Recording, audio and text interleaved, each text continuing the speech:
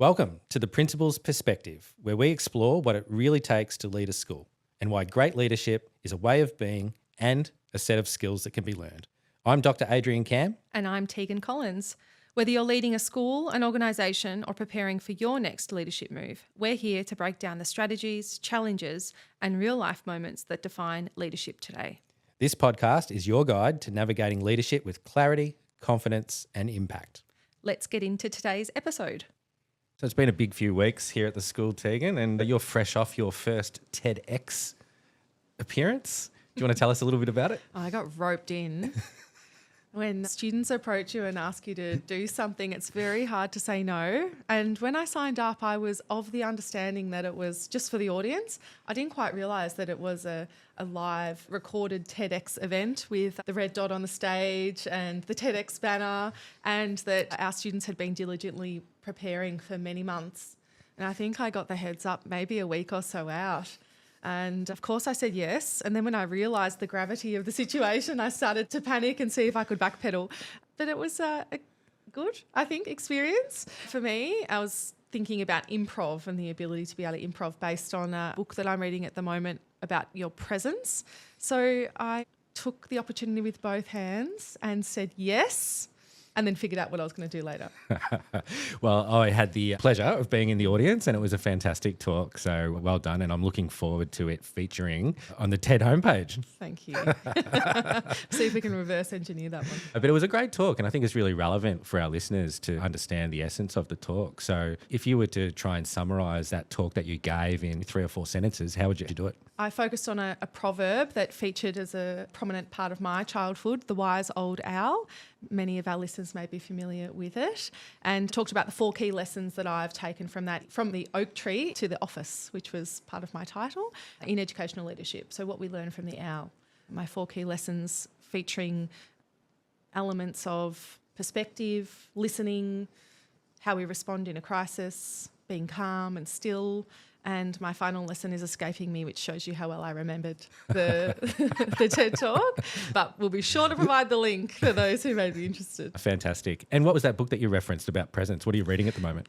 I'm reading Opening Your Presence, Presenting the You Want Others to See, written by Greta Mueller. And one piece that really stood out to me was about improv and the benefits of improv. And I was thinking, do I need to go and take an improv class?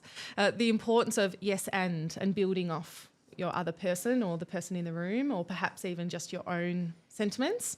We talk a lot about presence between the two of us and the importance of it. We do. We also talk a lot about improv. You know, it's a big part of our roles in schools because you need to really think on your feet and every moment's different. And sometimes you make decisions with incomplete information. So being able to respond on the spot is a vital skill of principalship. Absolutely. So Teagan, we've been overwhelmed with the response so far from our listeners, and they've been sending in their questions based on the first few episodes of the show. And today we're going to really focus in on responding to some of those questions. So I'm really looking forward to it. Me too. One of the first questions that we had going all the way back to perhaps the first episode was a listener was really interested in the fact that we spoke about having some of the best conditions for our staff in the sector. And we did speak at length about that, but this listener wanted to know a little bit more in terms of the detail and what is it specifically we do for our staff that really positions them as having some of the best conditions in the sector. So where do we start? It's multifaceted. There's a lot of different areas that we've looked at in terms of how we can make employment here the strongest employee value proposition that we can. And I think that on the surface, we look at things like contact time. How many hours is a teacher in front of a classroom? We're talking about teaching staff here, but of course we've looked at professional staff as well. But then it's also things like how many meetings are people attending, what sits on the shoulders of the day, how can we improve and make administration time more efficient? How can we streamline different practices and processes? You know, things like the assessment and reporting review that we did in order to streamline assessment and reporting. There's so many things that come to mind, but I'm mindful that we want to get stuck into the detail and the specifics. So I think where we start, picking up off your first point there about contact time, we introduced a professional practice policy that was implemented from the 1st of Jan this year after some widespread consultation with staff, and we wanted to really address workload concerns, which is endemic across education in Australia, possibly the world. And so we looked at what we could possibly do, balancing the business and operational needs of the school, trying to make the conditions as best as they could be for our staff. So, for instance, we reduced the face-to-face teaching time for our senior school staff, our teachers, to 16.7 hours per week, and they don't have to do a co-curricular. However, if they do a co-curricular, they get an additional payment on top of their salary and any position of responsibility allowance that they receive. We believe that that's some of the lowest face-to-face teaching time in the state, if not the country. What else have we done? Things like professional learning, further study, in-house PL programs like our Learn to Lead. We've had, off the top of your head exactly how many participants, but over 100 participants since it was introduced. I think it's almost 150 now. So looking at opportunities for internal but external professional learning, a good example that we've talked about is providing the further study assistance for those who are interested in taking that pathway. And we've had over 25 people go through that program and continue to study formally, but also then what that looks like internally as well, not only through Learning to Lead, but through other programs that we're running, whether it be coaching or mentoring. Some of the other things that we've introduced for our staff, things like having allied health services on site, which means that if you're a teacher or if you're a business professional staff member and you want to access chiropractic, myotherapy, massage, physiotherapy, you can actually do that on site as we have qualified people that can assist. And so the expectation is that staff can use that. If they're not teaching or if they don't have another commitment, they can make a booking and they can access that allied health services, which really looks at trying to create the conditions here at the school so that staff feel as though they've got more time at their disposal. I guess some other things that we're looking at as well, we've just introduced a dry cleaning service. Now, not too many people have taken that up as of yet, but it is a service that we have available for staff. And it's just small things like that that can make a big difference in terms of if people are busy, they've got a busy family life outside of work. It's just one less task that they have to worry about outside of the school day. It's looking at all elements of life, not just what you walk into from a job perspective or what constitutes your work, but also how we can look to improve those efficiencies along the way. 100%. We've got a gym here. We've got a great strength and conditioning centre. We've got a 25-metre pool. That's not uncommon in the independent sector, and staff can utilise those facilities when they want to. But perhaps a little bit different to other schools is we've just employed a full-time personal trainer. So staff during the day, before work, after work, if they want to access group fitness programs or individual programs through a qualified professional, they can do that, and that's something that we offer at the school. And we have had group fitness sessions running this year, which have been very well received. And it is about, okay, you finish your day here, let's go on and do yoga or a Pilates class rather than needing to go home. What does that look like before work or after work? And also from a collegiality perspective as well. We certainly have seen the benefits to that end. But another big piece of what we've offered is the flexibility arrangements and ensuring that staff can maximise the flexibility that we can provide for them within the school day. Of course, it's a balance between operations. We need people to take covers and extras, depending on what the terminology is in your environment. But every school has to deal with that. But instead of just taking that black and white approach of, no, we need everybody here all the time, we've looked to increase flexibility for our staff. And that flexibility provision is something that we've had for a few years for our professional staff, which has been accessed on a request approval basis. But it's something new that we introduced this year for teachers, because a lot of the commentary around flexibility has always said, well, it's too difficult if you're a full-time teacher. So how have we implemented that on the ground? It's a great question. We have processes from a junior school and senior school perspective around who do you notify, when do you need to notify, if you're not needed for a cover or in the mornings. So everyone needs to be here in the morning, of course, unless they have a scheduled appointment otherwise. And looking at then what does the day look like? Have I been allocated an extra, a yard duty, something that I need to be here for? Of course, we need to meet our professional obligations and commitments. And if not, then of course that flexibility can apply. And it's been received really well. The trust is there, of course, and people are using it. And we're seeing increased productivity, increased outcomes. It certainly hasn't worked against us. And I guess in essence, it's if I'm a teacher and I don't have a class in period 5 and 6 and I have no other commitments, as you've just said, and I need to be off site for whatever reason, to make an appointment, to pick up my kids, to go and see my kids at an assembly, to go home and continue working, I can do that, which is great. It is. So there's some of the things that we've done. Have we mentioned the Westbourne Fellowship? No, we haven't. So that's something we introduced a few years ago. Yes. part of that professional learning suite. The fellowship and the Reggio Emilia study tour. So we offer Westbourne fellowships annually and the Reggio study tour is offered every 2 years. But we award up to 3 people each year to the value of up to $10,000, the opportunity for them to apply for something that interests them, whether it be locally, interstate, internationally, to grow themselves personally, but it could also be professionally as well. So some examples, we had our art faculty, that there was a dream of our director of visual arts for her to take her faculty to some of the best national galleries in Australia. So they applied as a group for the fellowship last year and they got to do that. Amazing. What an amazing opportunity. And with that fellowship, we've really encouraged people to dream big. Don't just think about the next conference that you could go to in your subject discipline, although that could be part of your fellowship application, but really dream big. What is it that you've always wanted to do that could be related to your practice in some way, and really explore what that could look like? There's some talk at the moment from the sport and phys ed department that they are going to target the best high performance programs in the country and look at how they can go and visit and learn from what they're doing to bring it back here and implement on the ground. So stay tuned for that one. Amazing. All right, Teagan, another question that we've had come in from our audience is around the growth that we're experiencing as a school. So we developed a 15-year facilities master plan about 3 or 4 years ago now, which catered for the growth in demand for a Westbourne education, given our location in the 3rd fastest growing area in Australia. So as an executive team, you and I, and with the board, we determined what the optimal size for our school would be, and we landed on a figure of around 2,400 across our Truganina and Williamstown campuses. Now, that doesn't include the additional 1,500 students that we'll have once we start construction of our new Lovely Banks campus, which will be a brand new Peter 12 campus on a greenfield site. But the question from the audience was, as we're growing as a school, how do we manage community expectations as you grow? And I think for me, this question really resonated because it's a lot of the work that we do together in terms of managing expectations, and particularly those people who have been here for a long time, whether it's a staff member or a family that have had multiple children through the school. They would have seen the school perhaps almost double in size over the past 20 to 30 years. So I thought this was a great question, and I'm interested in your thoughts. 2 key elements spring to mind for me, and you've lifted the lid on some of those that I'm thinking about right now. But the first one, and really importantly, is communicating the why and not the what.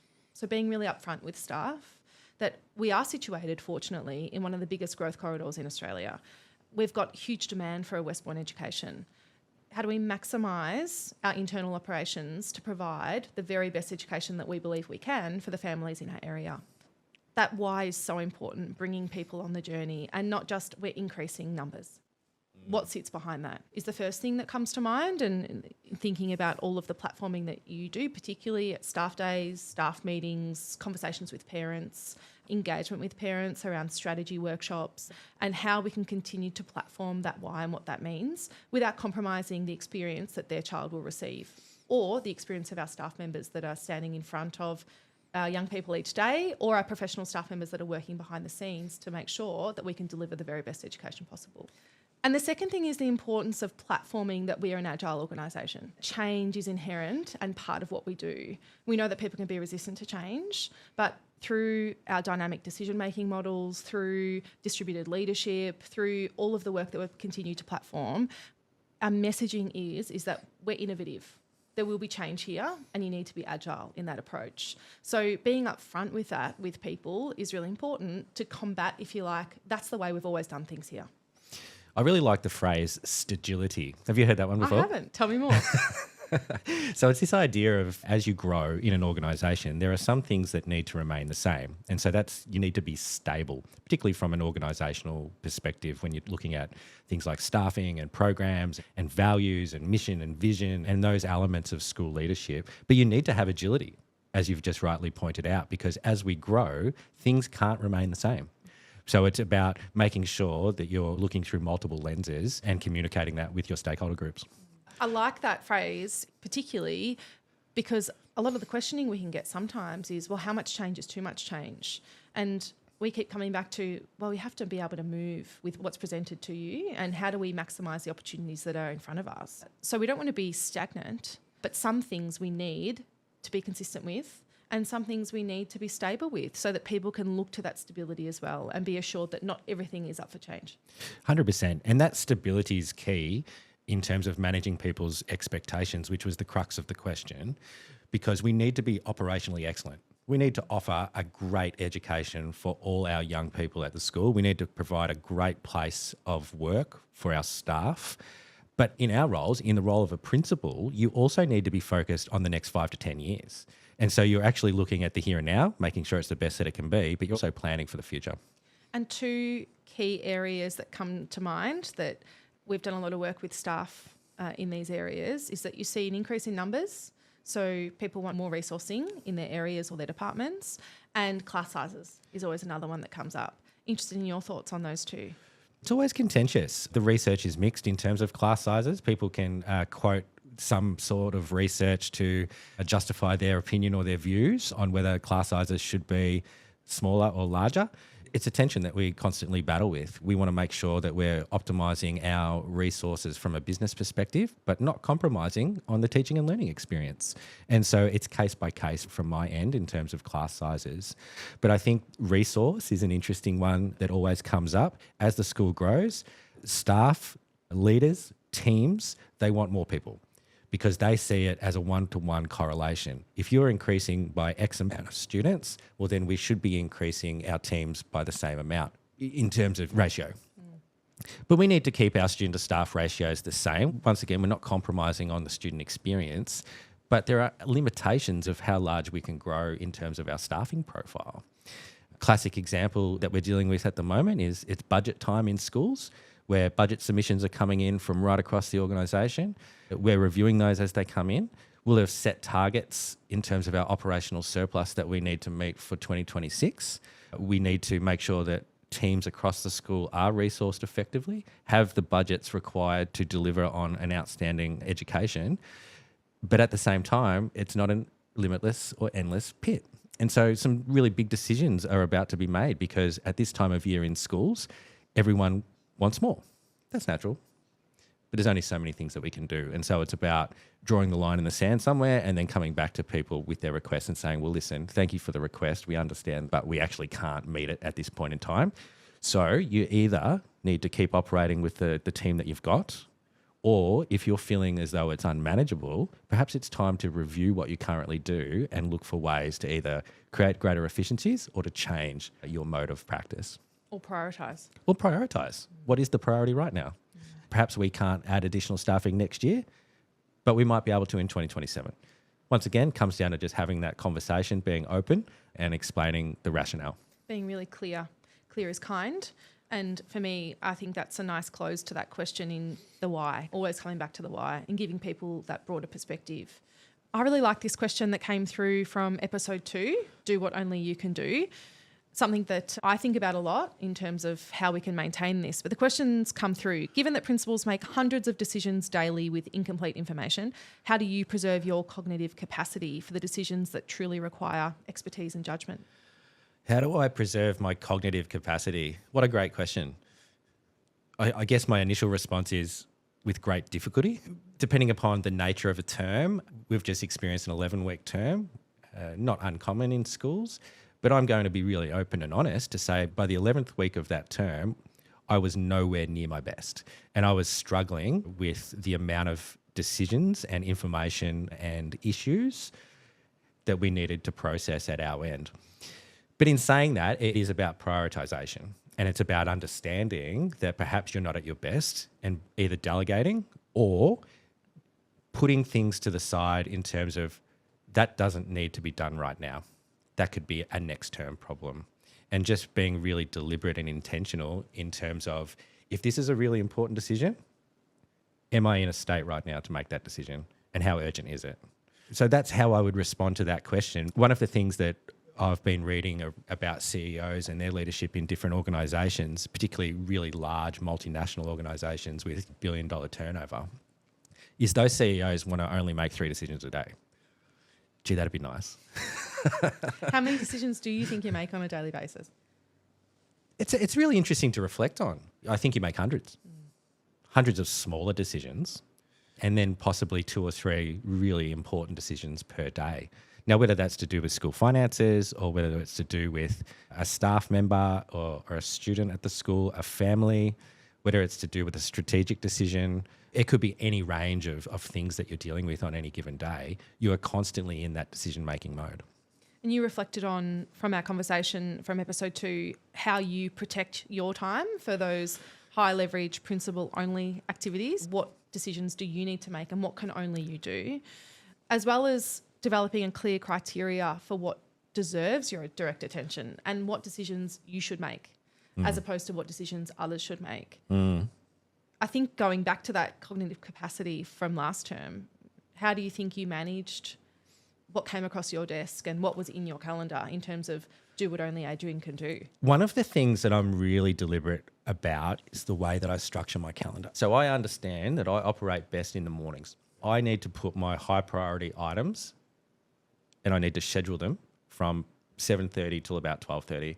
After 12:30, I can still be really good at what I do, but I'm not operating at my optimal best. And I know through experience, through lots of self-reflection, that the morning time is really pivotal for me to be able to keep that space as sacred and use it for my important meetings, my strategic work, or the big issues that have come up that really need my sustained focus. And so every day, working with my executive assistant, I try and make my calendar the best that it can be so that I can optimize what I do. It's not always possible because, as we know, things come up and we have to deal with things as they arise. There is a reactionary component to being a principal, but you need to be as proactive as you can. I think do what only you can do. That's still a work in progress for me. I think you're really good at this actually, Teagan, and I'm learning a lot from you in terms of making sure decisions are made at the appropriate level of the organisation. I still have a tendency at times to take things on that I shouldn't. And so that's something that I need to continue to work on moving forward. Let's move into our next question from Setting the Strategy from episode 3. We had lots of questions come through from this episode. I think that it resonated on lots of different levels for our listeners. This one, a little bit tongue-in-cheek, if you like, but do you think that every staff member, so we've got over 400 staff, do you think that every staff member could name our top 3 strategic priorities off the top of their head? I think they could definitely articulate our 3 strategic focus areas: people, place, and programs, because that's formed part of all our messaging, all our communications. It's how we've framed our strategic plan. We continue to talk about people first. We continue to talk about place, not just in terms of buildings and facilities, but having a location where people have a sense of belonging, and then the programs that we offer within that place. So I definitely think they could articulate the 3 Ps, people, place, and programs. Could it go any further than that? I'm not sure. I think we've got some really visible strategic priorities, like if we think about the Middle Years Learning Centre, which is under construction. So I think there's some areas that would spring to mind, but it'll be interesting as a little activity for us perhaps early next term to do some walk-by conversations with people we cross in the yard to see what would come out and perhaps for us to reflect on our messaging. Absolutely. One of the questions I received was around visibility. I think in that episode, we talked about visibility as a strategy and our individual visibility strategies in terms of 360 visibility. Who are we visible to, when, why, and how? And how does that play out both internal and external to the school? And so the question I received on LinkedIn was a lovely question, but it was a little bit provocative. So the question was, do you think visibility really matters as much as what you're saying, or is it just theatre? What do you think? There is a bit of theatre in visibility. There is a little bit of management. We need to make sure that we're visible to all of our stakeholders, and being deliberate about that could be perceived as a little bit of theatre. I can see where that person's coming from. I would be interested to hear more of their perspective in terms of why they think that. For me, it's definitely not just theatre. And when it's intentional visibility, I think there could be perhaps, if it's not intentional and it's not deliberate, then it could be just for theatre, just to be seen, just to say that you're there. But for me, visibility is so much more than just being a person in a room. It's about being present. It's what you're doing there and why. It makes me think about your weekly visit down to our early learning centre. And it's not just a walkthrough. I would think that that would be perhaps what this person's classifying as theatre, just to be seen, a quick walkthrough and say hi to everyone and on you go with your day. But correct me if I'm wrong, but I believe that you sit down and read a book to our kindergarten students every week. I do. And there's a lot of thought and intention around what book you read and why.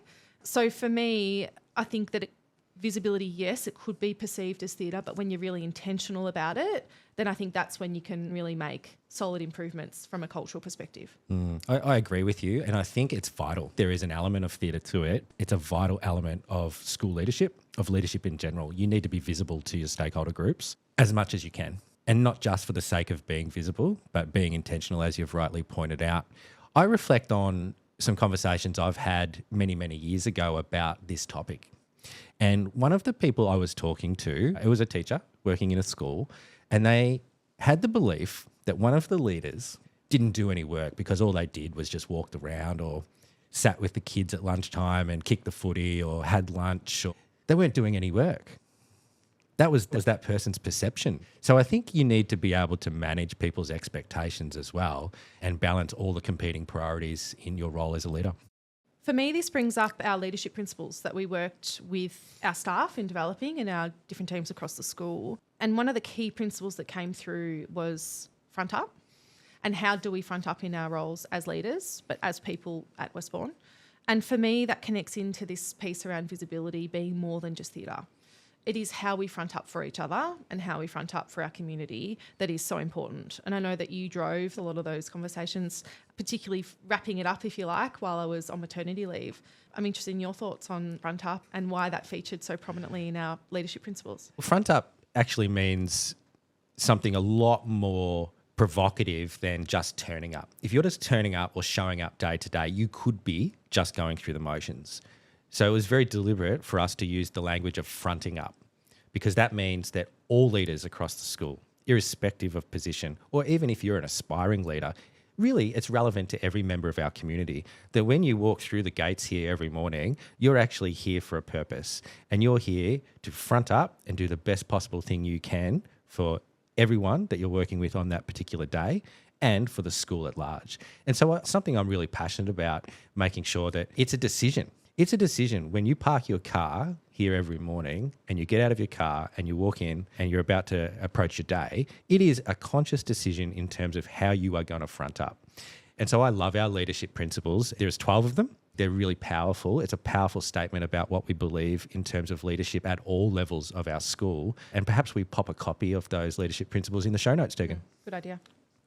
Teagan, I think this question was received via email, and it was a question about asking for us to go a little bit deeper in terms of navigating the tensions that we face in our roles, ensuring our stakeholder groups understand that, yes, we are a place of learning, but we are also a not-for-profit business. And part of our roles as leaders, as principals, is to ensure the long-term viability and sustainability of the school as a business. It's a really interesting one, and perhaps it's something that we could talk to for quite a long time. But what are some initial thoughts that jump to mind? For me, the important lens as an aspiring principal is how do you position yourself when you're the principal as not just an educational leader, which is, of course, exceptionally important and paramount, but how do you position yourself as a leader of a not-for-profit business? And how do you position yourself when you're reporting to a board of directors that generally 90% of those people don't have an education background, they have a business or a corporate background? How do you position yourself to those people as an expert, as well as bring people along on the journey from within the business? You know, we talk about working on the business and versus within the business, but how do you hold those dual hats? And that's something that I'm grappling with and learning and observing, particularly from your practice. I can think of some things that you do, but I'm interested in your reflections. What do you do to make sure that you can hold those dual hats? Or do you see them as dual hats, or do you see them as one? I see them as dual hats. And I think sometimes you can make decisions wearing one of those hats versus the other, but there's always a tension. And we've unpacked that a little bit in terms of the very specific things like class sizes or teaching loads or salaries, or given that 70% of your expenditure as a school goes towards salaries and on costs. There are some things that you can do, there are some things that you can't. I always try and look through the lens of teaching and learning first and foremost, because that's why we're here. But that doesn't mean that you can't take the business side of things into consideration. In fact, you have to. Because if it was all just about teaching and learning and everyone got more money and more time and class sizes were smaller and we had more subjects and more resources, the school would go broke, if we're being really honest. And so there's always a balancing act. You have to walk the line. But the way that I go about it is try and model radical transparency in the way that we make decisions and then communicating those. Everyone's not going to agree. But if they can understand the rationale as to why a particular class size is going to be 25 next year rather than 22, or if they can understand why a particular budget's been reduced by 10% or a new subject has been introduced, why we're focusing on buildings, why are we reinvesting in our facilities. If people can understand, at least they get an inkling into the thinking that takes place behind closed doors in the boardroom with the executive team or the board. That's the way I approach it. Do you think that the principal's perspective has changed over the last 2 decades because of the economic and financial landscape that independent schools are facing? I'm thinking 20 years ago, would you have positioned yourself in this way and it's just inherent in who you are as a leader? Or do you think that the current landscape has driven this approach from principals? I think it's a combination of, but I think definitely the climate that we're in, the landscape that we're in, contributes to the positioning of principals as almost CEOs. And in fact, many principals in independent schools are now having the title of CEO, a far cry from the UK system where principals are called head teachers. It's actually a really interesting moment in time. It's a tension that all principals in independent schools in Australia are grappling with. As part of that tension, I know that you are a part of a lot of principal networks and have regular conversations with your fellow colleagues and principals or heads from other schools. Is that theme of leading a not-for-profit business, does that feature heavily as part of those conversations? Absolutely, it does. And the way that the sector operates in Victoria and indeed Australia is that people are always looking at what others are doing. But the underlying theme, the foundational element to that is the fact that schools are becoming more like businesses. And they have to, with the imposition of payroll tax. In Victoria in particular, that's a significant additional tax on schools that they were once exempt from. The political landscape, school funding could change from year to year. And that's really difficult for schools who are perhaps smaller and don't have economies of scale. That is a really big issue that they grapple with. How do we make a surplus each year? If we're a small independent school, how do we generate a surplus? How do we service our debt? How do we reinvest in our facilities? How do we secure more enrolments? It's a really, really difficult space for some independent school principals to operate within, particularly if you're surrounded by competitor schools. So schools do talk with each other, principals do talk with each other. Oftentimes they're really collegial and willing to share.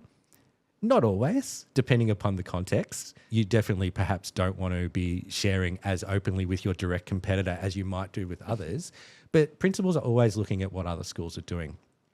And I've had a couple of principals reach out to me and actually say to me, what the hell are you doing with your professional practice policy? Because now we're going to have to follow suit.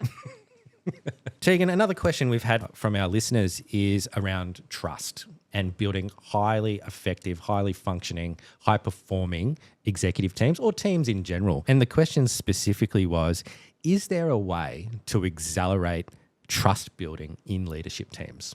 It's a great question. This comes back to some of the key areas we spoke about in that episode around what we've done with the executive team and what we've done together as well to accelerate not only our relationship, but our trust within that relationship. So things like our Facet 5 profiles, our Teamscape profiles and how we work together as a team, our user manuals, one page of how we like to best operate, how we can be our best selves, and having opportunities for regular reflection points. We access that through our book club, a regular once a term executive meeting where we hold space to reflect on the book that we're reading for that term. And there are ways that we as a team short circuit those relationships and aim to accelerate trust. Think about the example that we talked about recently around our entrance song and our theme song. There are ways to see the inner human side of what we do and not just a portfolio of work. And finding those ways to build that with people is really important. And I think about our staff conference day, where we have one of our team members leading some curious conversations with our colleagues, and they're quite provocative, stimulating questions and thoughts in a way that we would with our students around Echoes and Dialogues, a new program that we're introducing, but doing that with each other as well, looking for ways to constantly be facilitating conversations where we can accelerate those trust networks. I think you've hit the nail on the head there. And the only piece that I would add to that is that trust isn't something that you can get one time and then you've got it forever. It's dynamic. It evolves. Team dynamics change. People mature, gain experience. Inevitably, there will be disagreements. There'll be relationship issues among people. It's how you navigate those and having some really clear leadership principles and frameworks in place for people to be able to work through those issues and for the team as a whole to continually come back and recenter around this idea of that in order for us to be the best team we can be, there has to be an element of trust. And those opportunities where there is conflict or there is a crisis or a disagreement, for me, that is the best opportunity to build trust, to call out what we want to see or what we don't want to see in a professional and collegial way, but also model how we want to move forward from that. I think that they're the opportunities that really can make or break trust amongst the team and demonstrate to everyone not only how we operate, but how they should be leading their teams as well. Agreed. That was a great question. We've got a couple more here before we wrap up the episode. One of the questions that came in was this idea of distributed leadership and the listener agreeing wholeheartedly with what we had to say about distributed leadership. But they wanted to ask a question and they wanted to say that that's all well and good. Distributed leadership, empowering people, giving people a seat at the table, happy days. But they said when a crisis hits, then what happens? And where do all eyes turn? You still need a leader in the room, whether it's you leading that crisis, often it is. People will still look to you for direction. But the important part after that comes is you being able to task people and have that trust in their leadership ability to be able to see out that element end to end. Yeah, I love that. We had an example a couple of weeks ago where we had an incident here at the school, and it was fantastic to see the way our leadership team mobilised around the incident. And it was a really effective display of crisis management. And it wasn't me directing traffic. It was a combination of you and I, our director of business, our deputy principal, a number of other people all working in unison. And the feedback was from others that was one of the best displays of collective leadership in a moment of crisis that they've seen. And in our debrief, we actually were very critical in our review of the way that we managed the situation. However, there were only very minor things that we would change for next time because of the fact that we'd been talking about distributed leadership for many, many years and actually living it. And that's, I think, an important part of this question is the reason why we can take that distributed approach is because we do case studies. At least once a semester, we'll sit down and dedicate a whole of our exec meeting to working through a critical incident or a case study. We've got our business continuity plan, which is a living and breathing document, and we're constantly assessing scenarios from that, looking at how the critical incident team would mobilise in different situations and having that as a handbook. So it's those frameworks, policy documents, examples and scenarios that sit behind the work. We couldn't just kick into gear and have a distributed approach in a crisis without those and without that background work. Teagan, that might be a really nice segue into the next episode of the podcast where we're going to be talking about courageous leadership and in particular leading through a crisis. So I'm really looking forward to it. We want to thank the audience for the questions that have come in so far. Thank you for listening. Keep the questions coming. We'll see you next time. Thanks, Adrian. That's a wrap on today's episode of The Principal's Perspective. We hope this conversation gave you practical insights to lead with clarity, confidence, and impact. Leadership is a continuous journey, and we'd love to keep the conversation going. You can find us on LinkedIn. Just search for Dr. Adrian Camm and Teagan Collins and let us know your thoughts, questions, or leadership wins. Make sure to follow The Principal's Perspective on Spotify, Apple Podcasts, or wherever you listen to your podcasts. And if today's episode resonated with you, share it with someone in your network. Until next time, keep leading with purpose, and we'll see you in the next episode. You can be sure to find any references, books, or resources we discussed today in the show notes. Please jump on into the comments and join the conversation.